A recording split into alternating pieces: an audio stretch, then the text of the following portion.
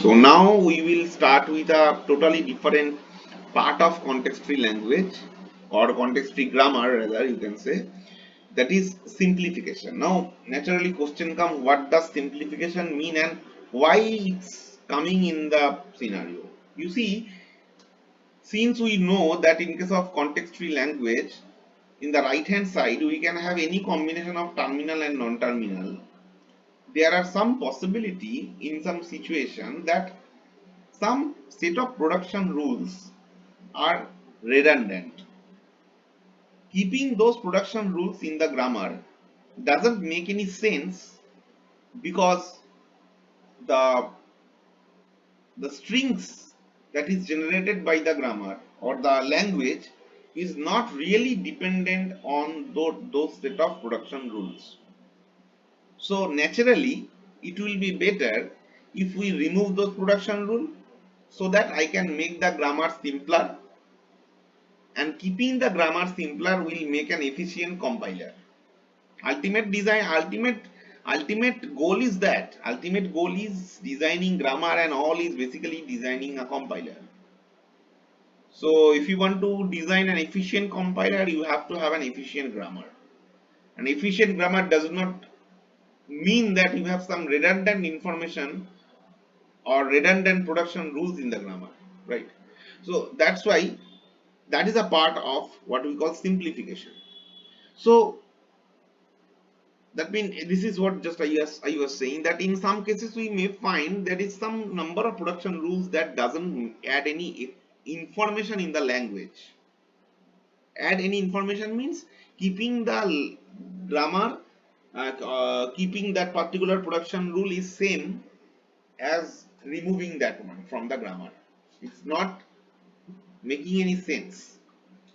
So we have three examples I have shown you over here, and let's see what are the problems we can face in this. Actually not problems, they are not this product. Keeping the production rules doesn't, you know, doesn't produce any error.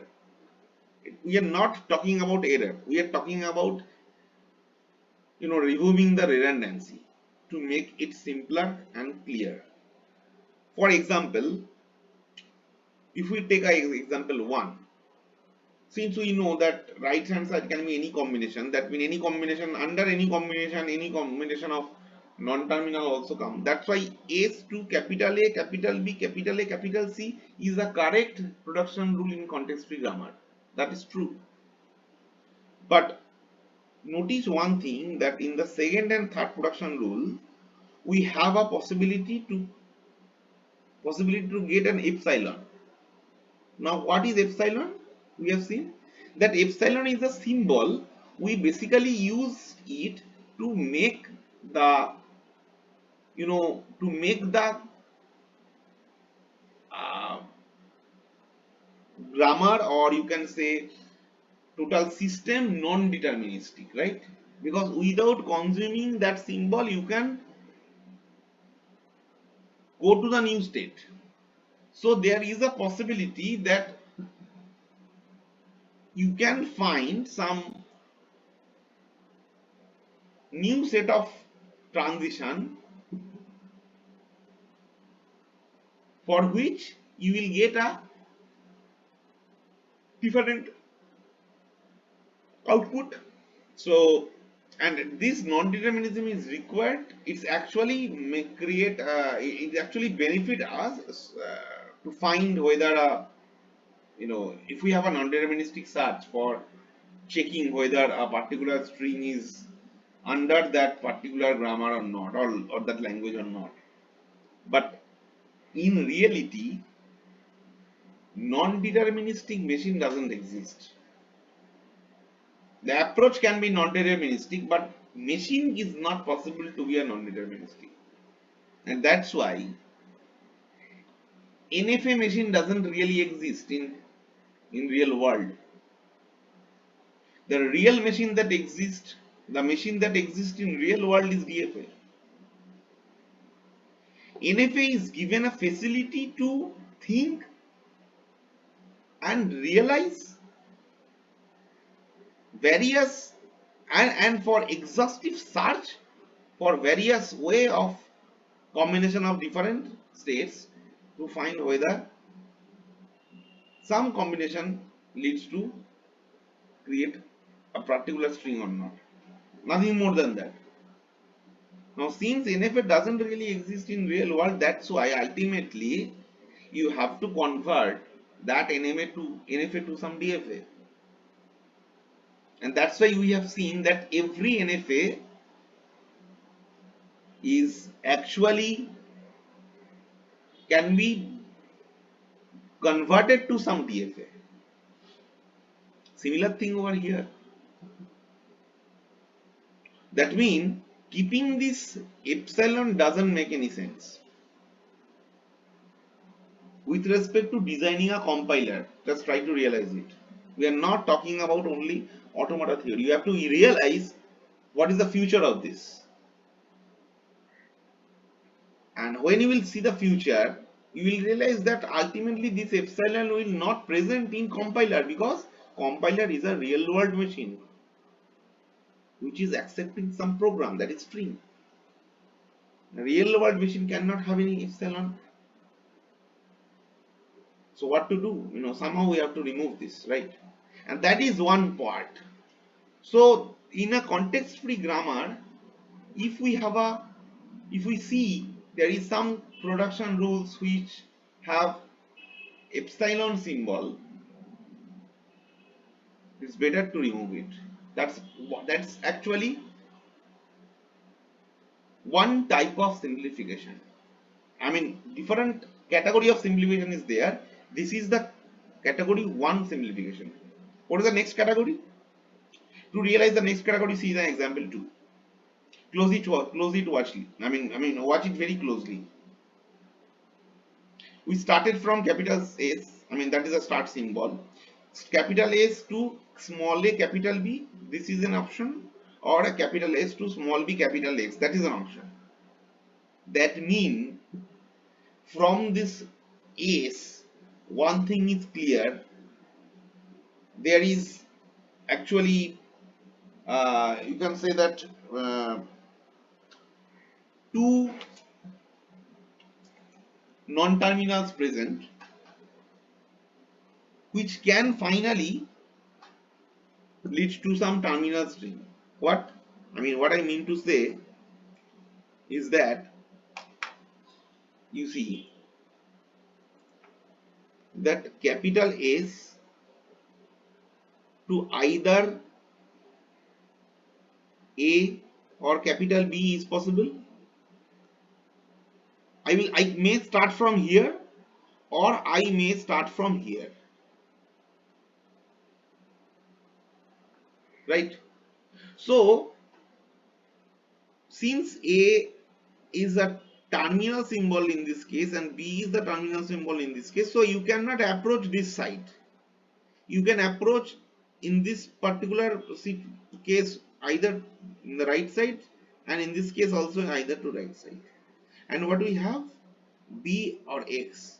So that means from B where I will go, that will depend upon the production rule of B, where B is the left hand side, and from X where I will go, that is also depend upon production rule of X, right? And you see in the production rule of B and X, there is no occurrence of capital A anywhere, right? Never capital A arised. That means you can say one thing: whatever production rule, in whatever order you choose, doesn't matter. This production rule will never be used in any derivation of any string, right? Since this particular production rule is not possible to use any time for deriving any string under this grammar, that means keeping this production rule in the grammar is just not needed. It's just a redundant information which doesn't make any sense, right? That means you can simply remove this one, right? So this is another category of redundancy. And what is this? This A, we can say useless symbol. It's really useless, right? We don't have any use of A anywhere. So there is a situation, maybe it will come that you have to remove those useless symbols from a production rule. I mean from a grammar. And we have to identify them first. This is another category of redundancy which we need to simplify. Now let's come to the third category of redundancy. Let's see the example 3. The example 3 is very straightforward. You see A is to AB. Obviously both A and B is there. Fine. No problem. No problem. But you just watch one thing. You start from B, B to capital C, or small b, anything is possible, no issue, not a problem. But problem is that if you think that you will choose from B, I mean say we started from S, we have taken A then B, and maybe from A I have taken path A, there is no other choice, and from B suppose I have taken choice C. Okay, fine, I can do this. If we take C, there is only one choice. From C you have to write capital D. From D there is only one choice, there is you can go from capital D to capital E. From E there is only one choice, you can go from capital E to small a. Now see, these three cases, actually not three, four cases, B to C, C to D, D to E, or E to A. These are called unit production.